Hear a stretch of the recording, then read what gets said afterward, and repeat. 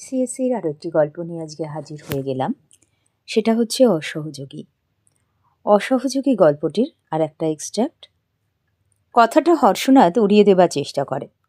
আলোচ্য অংশে হর্ষনাথ কে, কার কোন কথা সে উড়িয়ে দেবার চেষ্টা করে, উড়িয়ে দেওয়া বলতে কি বোঝানো হয়েছে, রমেন এরপর কি বলেছিল। আলোচ্য অংশটি বাংলা সাহিত্যের প্রখ্যাত সাহিত্যিক মানিক বন্দ্যোপাধ্যায় রচিত অসহযোগী গল্পে হর্ষনাথ, ধনেশগঞ্জের যে মস্ত আড়তদার, তার কথা বলা হয়েছে। তার প্রচুর টাকা, তার বিষয় সম্পত্তিও অনেক। তার একমাত্র ছেলের নাম রমেন। রমেনের বলা কথা তার বাবা হর্ষনাথ অবহেলা করে উড়িয়ে দেওয়ার চেষ্টা করে।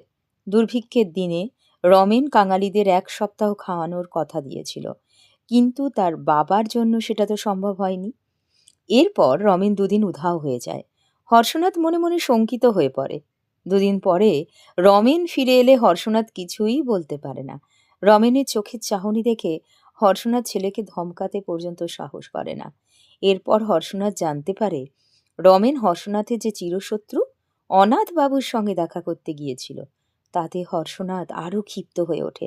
তাই ছেলের মানব দরদি এই মনুষ্যত্ব বোধের যে কার্যকলাপ লক্ষ্য করা গেছে, সেই কথাটা হর্ষনাথ উড়িয়ে দেওয়ার চেষ্টা করে। কারণ 40 টাকার বদলে 14 টাকার চাল সে বিক্রি করতে কোনোভাবেই পারবে না।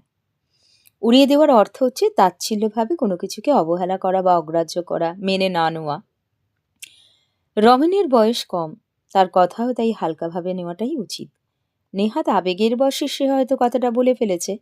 ছেলের কথাকে সম্মান দেওয়া তাই এই ধরনের ব্যবসায়ী হর্ষনাথের কাছে ছিল নিতান্তই অযৌক্তিক ব্যাপার। তাই ছেলে রমেনের কথা হর্ষনাথ গ্রাহ্যের মধ্যে আনতে চান না। রমেনও ছাড়ার পাত্র নয়। সে তার বাবাকে বলেই ফেলে যে সে যদি তার কথা মতো সব চাল বিক্রি করে না দেয়, তবে সে চাল বিলিয়ে পর্যন্ত দেবে। সে কোনো মতেই তার বাবাকে মানুষ খুন করতে আর দেবে না। এই আদর্শবোধ রমেনের মধ্যে আমরা দেখেছি শেষ পর্যন্ত জেগে উঠেছে এবং সেটা বজায়ও ছিল। আজকের আলোচনা এই পর্যন্তই রইল। ফিরে আসবো আরও অন্য কোনো আলোচনার সঙ্গে নিয়ে। ধন্যবাদ।